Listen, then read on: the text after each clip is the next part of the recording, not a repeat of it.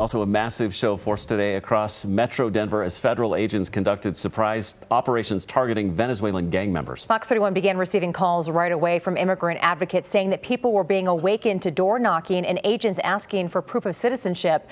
Our Vicente just spoke with ICE's Denver acting special agent in charge. He's joining us live with more tonight. Vicente? Christine, we spoke with that special agent today. He told us this mission was very clear: to get Venezuelan gang members, Trinidad gang members off the street, and other criminals as well. Hours before sunrise, heavily armed agents in protective gear using tactical devices began a major raid led by ICE.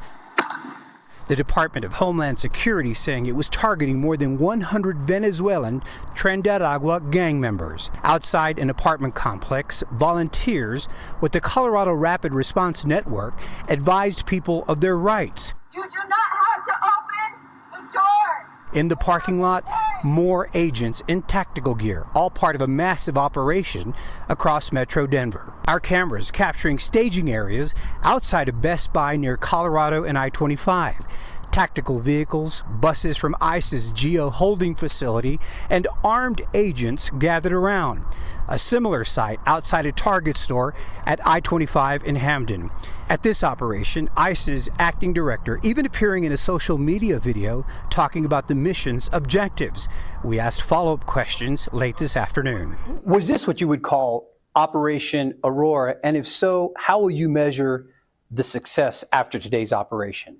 I won't measure the success in the number that we have. What I want to do is I want to measure the success in the impact that we have on the community. This operation comes after FOX31 broke the story of armed men carrying weapons in an Aurora apartment complex last August. ICE posted pictures of agents in command centers around the city, part of their strategy today. ICE said many other agencies like the DEA Rocky Mountain Division working in tandem. What we're ultimately doing is keeping the community safer. Listen, one of these apartments that we were at today experienced 3 fentanyl overdose deaths in the last month alone. The operation lasted hours. Agents from several different states participating in a raid that will not soon be forgotten. And the special agent in charge for ICE Denver today would not say how many people have been arrested or detained. Reporting live in Centennial, Vicente Arenas, FOX31. All right, Vicente, thank you. Meanwhile, those operations were met with protests in many areas. Yeah, FOX31's Kim Posey has more from a group that gathered near I-25 and Colorado Boulevard. Kim. Yeah, a large group of federal agents gathered here in this Denver parking lot today, using it as sort of a staging area, and it did not take long for some protesters to arrive.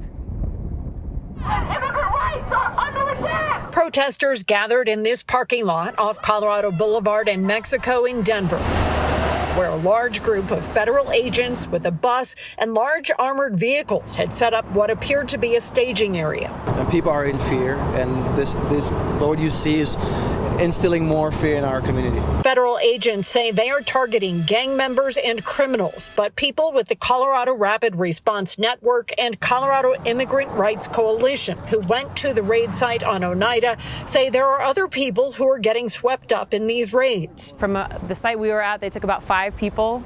It's apparent that they wanted to take a lot more, given the vehicles and the bus that they brought with them. And yeah, of those people, we've heard already, from some family members that their loved ones did not have any criminal background. Members of the Colorado Rapid Response Network say they go to the raid sites and try to provide residents with information about their rights. I think it's atrocious. Many of the people that I believe are being targeted have done nothing wrong. Now, that group says they also try to help people find their loved ones if they have been detained. Kim Posey, FOX31.